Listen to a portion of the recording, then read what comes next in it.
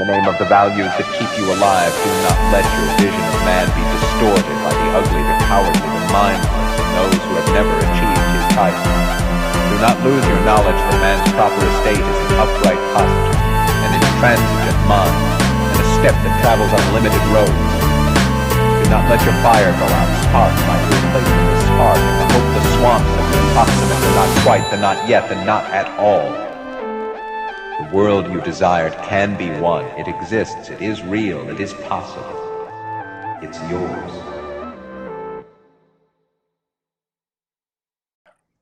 Hey guys, welcome back to the Crypto Economy Podcast. I'm here with Shehan to discuss a little bit of crypto tax law. So thanks so much for being here. Oh, thanks for having me. So to get started, I know a lot of people don't know a lot about crypto tax law. That's probably the least fun part about crypto. It's something people don't want to pay a lot of attention to. So how did you first get started with crypto tax law? Was that something you were immediately drawn to? Did you have somewhat of a background in traditional law first? How did you get to start focusing on this? So I've been in public accounting for several years, and then in beginning of 2017, I joined the crypto space as a personal investor, and then started thinking about the tax consequences, gains and losses, how those things going to be taxed and whatnot. And I just realized that there's no proper guidance on these, and traditional CPAs and accountants were having a lot of challenges undertaking these engagements and serving the clients. That's when I kind of started digging into the tax law, try to identify the tax IRS codes and how we can apply those IRS codes to this new industry and new transactions. So it kind of helped me because I joined the industry as a personal investor. I went to some bit of mining, lending and whatnot, and some ICOs as well. So having that background is really important to apply the correct laws as a CPA. So that has been my experience. Yeah, and I definitely want to get into the specifics as far as mining and trading and some of the differences. So since you've started, have you noticed any big changes in the government's policy towards crypto that affect things like taxes? Are there things that people should be paying attention to that are still seeming to come to fruition as far as the government stance? So far, from the tax point of view, the only direct guidance we have from IRS is the Notice 2014-21, which is very, very general. So right now, what practitioners like me and other accountants are doing is try to interpret that basic guidance and apply it to the specific scenarios. So that's all we have from the IRS point of view. But then again, if you go to the ICOs, that's a totally different world because you're dealing with a much bigger entity, SEC, Securities and Exchange Commissions. So that's a whole new level of things. You got to deal with security laws, KYC, know your customers, AML, and anti-money laundering regulations. If you're setting up an exchange, do you have the money transmitter license? Who you can offer your securities to? That's a whole new level of regulations that people like me and security lawyers, what we are trying to do is apply the existing legal and regulatory framework to these crypto related transactions. So I guess you focus somewhat on business and I guess somewhat on consumers as well. So would you say with ICOs, I mean, I've talked to a lot of ICO lawyers. Everyone seems to be sort of all over the place. They're charging, $1,000 an hour, and I've been in those rooms and you don't learn much. So, what are you typically advising an ICO to look out for if they're doing an ICO? What are the first things you want to know about? Yeah, so typically in the real world, this is how an ICO looks like. First, you have a team, 5 to 6 people, CEO, somebody with an idea, and maybe a marketing person, and somebody who has a lot of connections. So those few people, they try to raise like a seed round of funds from accredited investors through Regulation D.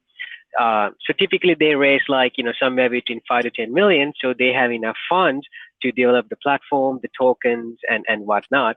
So basically, those funds going to be used to get the ICO launched.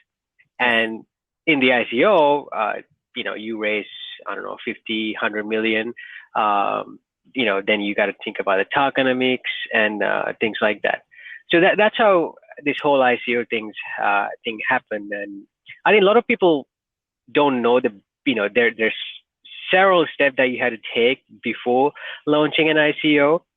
That's where people have investors and also the entrepreneurs have a lot of exposure, and that's when people like me and security lawyers come in and say, hey, let's do this, let's be compliant, let's be conservative, let's execute the best practices. So what are the first things they would want to do to make sure they're compliant? So have a great idea first, have a white paper, have a pitch deck, and run it by a CPA and a lawyer who know security laws and who know crypto specifically, because you don't want to pitch your idea to a regular attorney or CPA, who don't have any idea about what you're talking about. It's like, asking somebody to write a paragraph in English and that person doesn't even know the alphabet. So, so find an expert. I hate to use the word expert because the industry is so new, so it's really difficult to find expert. Yeah. Right now, all these professionals like me, what we are trying to do is implement the best practices based on our previous experiences dealing with traditional capital formation tools. So going back to my point, just have a great idea, just run it by a professional like a CPA and a security lawyer, and they will tell you the step-by-step way to execute your plan. So if I was an ICO and I was deciding whether to do like a utility token or more of a securitized offering, what are some of the questions I would want to ask as far as taxes are involved with something like that? Because it'd be a big difference, I guess, between things like capital gains, how they're treated as far as assets or securities. So where would that distinction be as far as taxes, and how would a company have to think about launching based on that decision? Yeah, the simple answer for that question is everything right now, the legal and accounting ramification are based on facts and circumstances of each project. You cannot say, hey, this token is going to be used in our platform and therefore it's a utility token. Those days are gone. So that's the reason why those people had to come to us and do like an in-depth analysis of whether something is a utility token or a security token. And if something is in between, the lawyers can help using the verbiage on the contracts and the agreement. We can make it look like a utility token rather than a security token. And the common trend that I'm seeing right now, I think you guys already know about STO, security token offerings. Mm-hmm. That's where I think the industry is starting to move, because in mid 2017 we have the SAFT and the utility token, and I think right now everybody's going towards security tokens. But then the challenge is there's no exchange that can that where you can exchange the security tokens. So those are the things that we are right now dealing with. And when it comes to structuring, where are you going to hold the ICO? Should we have an entity in Cayman Island or Thailand or Delaware C Corp? So things like those things, mostly based on the facts and circumstances. We read the white paper in very, very detail. We ask like 1,000 questions from the entrepreneurs, and that's when we give a conclusion. Hey, let's do it this way. So if you were, I guess, to sort of close off this section, if you were an entrepreneur, would you think it'd be better to take the company to Malta or somewhere or Gibraltar, where there are a lot laxer laws? Do you think it's too difficult at this point to do in the U.S., or is there a certain budget, I guess, you would have to have in the U.S. to legally start an ICO? Yeah, so I think, sorry I didn't answer your question before. I think for the legal side, I think you are looking at $50,000 to $100,000 of legal and accounting costs, just to have a regular ICO because security lawyers, those are expensive in nature. Yeah. Um, because of the new tax law, which was effective, January 1st, 2018, there's no significant tax benefit by putting your ICO and raising money through like a Cayman Island entity or international entity. So because of that, right now we are seeing more and more ICOs are being held in the US using Reg A plus security offerings. So what would you say are the major barriers to entry to starting in the US? I mean, there are, like you said, KYC and sort of AML laws, things like that. Are those the big hurdles that you've seen clients trying to get through, or are there others you've noticed? Absolutely, the KYC, AML, and then the compliance costs. That's because in order to get to that ICO point, you need at least 100, 200K, for at least, for the marketing, legal, and compliance costs. So those things are challenges. And the regulatory framework. I mean, there are some wealthy people who want to invest in these, but they're conservative investors. They don't want to put money into something that might get scrutinized by the SEC and other big government agencies. Yeah. So those are challenges. And the most important thing is a lot of people don't know about the blockchain technology. They judge the success of the technology by looking at the Bitcoin price, and right now it's bad. So because of that, people are having a really hard time finding funding for these new startups. Do you think, and this is just really something you can spitball on, but do you think when people are starting decentralized exchanges, more decentralized applications in the true sense, do you think there's going to be regulation on decentralized platforms? Can there be? Do you think they'll push back hard against them because they can't regulate them? That's a good point. I mean, I know Cryptopia is a decentralized exchange. Yeah. I know there are certain challenges because you cannot scale. It's super slow. Sometimes there could be some manipulation. But like you said, even something like Bitcoin, like how can you regulate something? Because you cannot go to like a corporation or a building and say, hey, here's your cease and desist order, and you cannot operate in the US anymore. So that's a challenge that lawmakers have to figure out. How can we regulate these decentralized things if it's genuinely 100% truly decentralized? I don't see practically any way to stop them.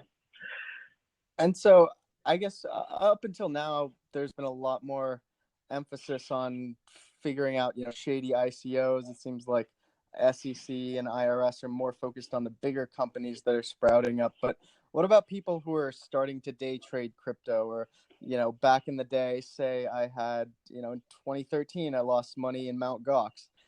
So what sort of taxable capital gains should people be worried about when trading crypto, because there's so much volatility?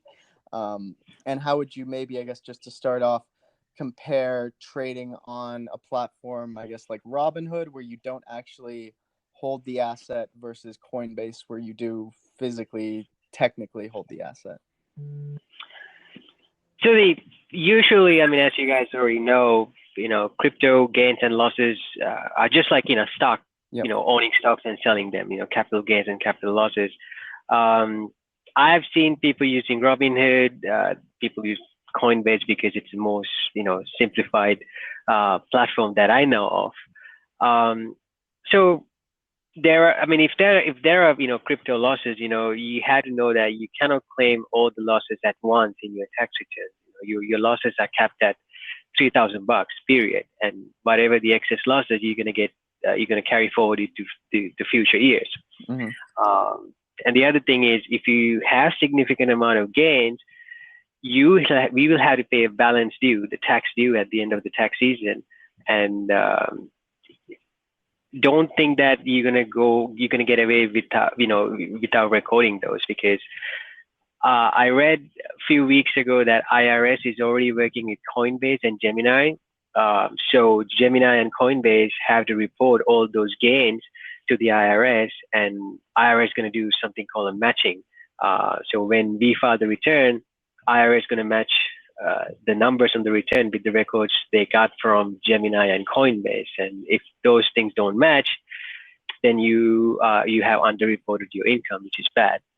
Yeah, So, and I guess crypto is a little different than stocks because it's a lot easier to transfer. So not a lot of people, I think, transfer their stocks between accounts. But with crypto, I guess it's pretty easy to have a Coinbase account and transfer it to Poloniex, and then from Poloniex transfer it somewhere else, but then lose it on a third platform. So how would you go about, proving, I guess, custody and loss of some of those coins? Would you have to track it through all these exchanges? Is there any difference in the law if you are transferring it multiple times? How would that work? so if you're transferring your coins from one wallet to another or one exchange to another, just a transfer, it is not a taxable event. There's no way to manually track all these cost bases, and if it's a FIFO or a LIFO, which unit you sell. So my advice for all my clients is that, connect your wallets to a crypto tracking software online. There are a bunch of them, and I think they're doing a pretty good job, but I wouldn't rely on like 100% because I have seen sometimes they don't capture all the transactions for some reason. So what we do is, in my firm, we get the report from the coin, for example, cointracking.com, and then we tie that report to the Excel spreadsheet that we get from Gemini or Coinbase, just to make sure that we have captured everything. Uh-huh. So those are the best practices that I would do. If you're doing a lot of trading, I highly recommend that you connect your wallet or exchange into a coin tracking software. That's the only way to know your right gains and losses. Yeah, I think that's really smart because a lot of people, they get excited and they're playing around, but this stuff is an afterthought until April. But that being for the people where it isn't an afterthought, so you have hedge funds coming in, you have bigger firms.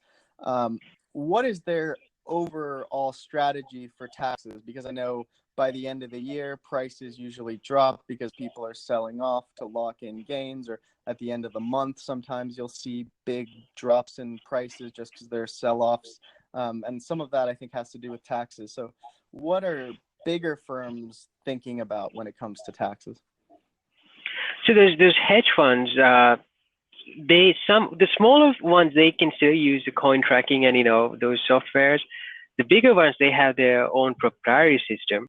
So each month their clients get like a statement of their account, indicating the fair market value and whatnot. Mm-hmm. And at the end of the year, they get a Schedule K1, and that goes into your 1040. So that's what I've seen from the hedge fund point of view.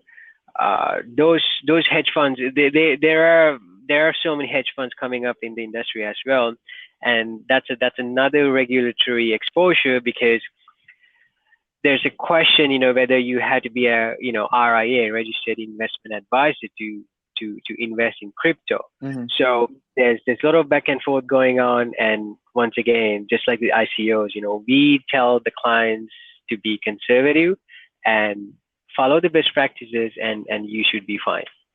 Are there certain regulations in place where funds have to lock in gains before tax seasons, or is there a reason why they frequently sell off at certain peak times of the year? As far as financial reporting? Not that I know of, but in general, hedge fund accounting and taxation could be very complicated. Yeah. And some hedge fund, they can do something called market-to-market election. So in that way, they can actually realize unrealized losses, subject to exceptions and limitation and whatnot. So it really depends on the specific hedge fund and what they have promised their investors. I know that, I've heard in news that, these hedge funds are the causes of these big swings and, big buys and sales. But, I think at the end of the day, if the motive of the hedge fund is good, meaning as a hedge fund, your main motive should be to make money for your clients. Yeah. And people who run those hedge funds, they have different strategies, and whatever works for them, we just tell them the best practices, and the execution is up to them. Yeah. Yeah, and I'm happy the hedge funds are getting in. They're adding legitimacy to the industry, but sometimes I think people get trampled by them as they're making their way into the market. So they need to be careful. Yeah, totally. As far as Bitcoin mining, I think this is an interesting case because it makes taxation fairly difficult because they're essentially appearing out of thin air in a lot of ways. So there's no bottleneck where you can force someone to put in a social to tie it to them at least. So what would you suggest Bitcoin thinking about as they're mining coins? I think Bitcoin mining, in my opinion, it's better for you to record in your tax return because you get huge write-offs using Section 179 of the tax code, meaning let's say you bought $50,000 of, for example, Antminer S9s. Mm-hmm. In the first year, you get to write off that entire $50,000. So that way, you can actually reduce your overall income. Let's say you have a W-2 for like 100,000, and then because of the depreciation, which is a non-cash expense, you can reduce that $100,000 W-2 income to 50,000, which is great. Yeah. You're paying less taxes, and you get to deduct utilities, rent. If you drive to your mining facility, you get to deduct the business miles. So I think the mining is great. I mean, right now, if you're a very wealthy person, you want your mining facility to have a loss because you get to offset your income to that losses. And at the end of the day, you still own your mine coins, so the likelihood of them, going up is, I mean, if you're enthusiast, I think that it's going to go up someday. So you're winning either way, in my opinion. Yeah. No, I definitely think mining seems like the best way to get into the market. And certainly it seems like from a tax viewpoint, that's the case. So are there any other, I guess, miscellaneous parts of the crypto industry where taxes might be confusing? I know they have crypto-backed asset lending now and things like that. Are those things people should think about? Yeah, especially if you're doing an ICO, 99% of the time you have a brand new idea which nobody has implemented yet. So in those cases, you may be eligible for something called research and development credit, which is a permanent credit offered by the federal and certain states as well. So in other words, all the money that you pay for developers and CEOs as wages, those money is going to be qualified for that R&D credit, which adds up to hundreds and sometimes millions of dollars. So that's the reason why you should run your idea by an accountant, like a numbers person, because there's just so many ways that you can add value, like from tax and accounting point of view, just capitalizing on these credits, maximizing your depreciation, the structuring, maybe you should structure your entity in a state with no income tax. Maybe it's in Delaware C Corp. Maybe let's go to Cayman Island. So there's so many things, logistics wise, that we can plan to make your venture more successful. So that being said, are there, like you said, there are certain states where it's going to be easier. What states would you advise people start a new company in if it's crypto related? So far, I have seen most of my crypto entities formed in Delaware C Corps. Yeah. It's more like a question for my attorney because they're the ones who are up to date with state laws pertaining to crypto. Yes. But based on what I see, Delaware C Corp has been the best choice. Okay. Yeah, that's what we used as well. Okay. Let's see. I'm trying to think if there were any other little. I mean, so I'm trying to think of some. Have you heard of any like really crazy cases of people who had Bitcoin sitting around in some account and the IRS came after them? Is there a minimum amount that they're looking for to go after people? You know, like $15,000, or like I think PayPal reports after $20,000. Are there sort of, I guess, not set rules, but guidelines that they tend to follow that people should know about? Yeah, so that's a good question. AICPA, American Institute of Certified Public Accountants, they sent a letter, I think a few months ago, to the IRS, and that letter requested something called a de minimis, meaning, you know, for example, if the crypto transactions are under $1,000, we don't have to record anything, something like that, because that would make sense for a lot of people, because the compliance costs is going to be super high, and if you're making like, you know, $500, it doesn't make sense for an accountant to pay that much to, you know, get things done right. But as of right now, I mean, there's no de minimis in action right now. I'm pretty sure it's gonna come into the market. But yeah, that's the existing environment. Yeah, hopefully, because you know, you go on Robinhood and you see people day trading all day for 70 cents a trade, or you know, 90 cents a trade, and they're just playing around with it. But come tax season, they're gonna have to pay the piper, I guess, because there is no minimum. Is that right? Yeah, there's no minimum, exactly. And I read this interesting statistic, and I think the 18 or 20% of the Gen Z people, they own crypto, they don't own stocks. So that's a good indication that this is gonna grow. And the problem is that, you know, those Gen Zs and even some of, like, you know, our generation, they have to know that yes, the technology is great, but you still have to be compliant with the taxes and the laws and you know, rules and regulations. Because in 2017 it was wild west. You know, everybody was you know, pumping their coins and then dumping them, and I'm pretty sure people made money. But it's good that starting in 2018 with the crash of the market, everybody is trying to be more compliant, more conservative, and everybody, I feel like, in my opinion, everybody is starting to appreciate more the technology blockchain than the speculative value of Bitcoin, which is great. That's how you should think about this entire scenario. So as an investor, you know, what personally are you excited about? Are there any ICOs that, you know, you're really excited about, or coins that you follow, or you know, disruptions that you're excited about? I was a big fan of Ethereum because I really like the founder, you know, Vitalik, super brainy guy, speaks like, I think, 4 or 5 languages, including Chinese and Russian.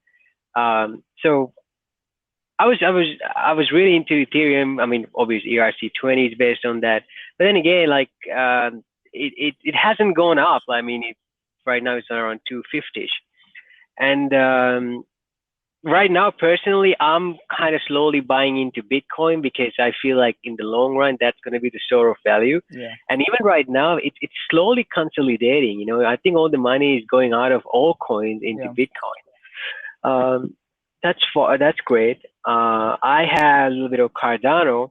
I think when it came out, there was so many promises. The idea was great, but I don't know about the execution. I mean, those things take time, you know. Those are, you know, very, very early stage startups. Yeah. And other than that, I think I'm very enthusiastic about the project that I'm involved in and I'm advising, because if I don't believe in the project, I don't advise, because, you know, I need to be there 100%. So, yeah. Yeah.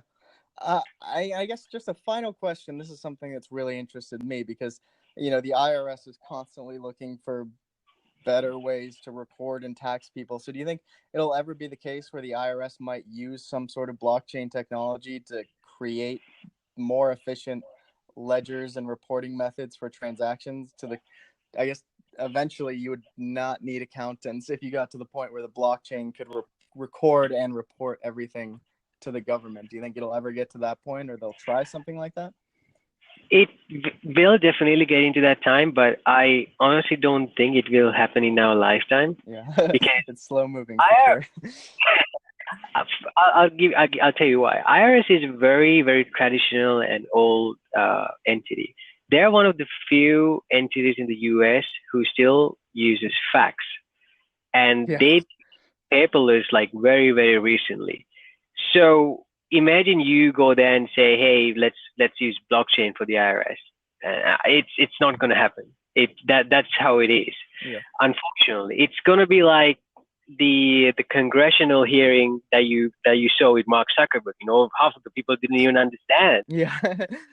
They're like, can we delete our data? And he's like, you can already do that. Exactly.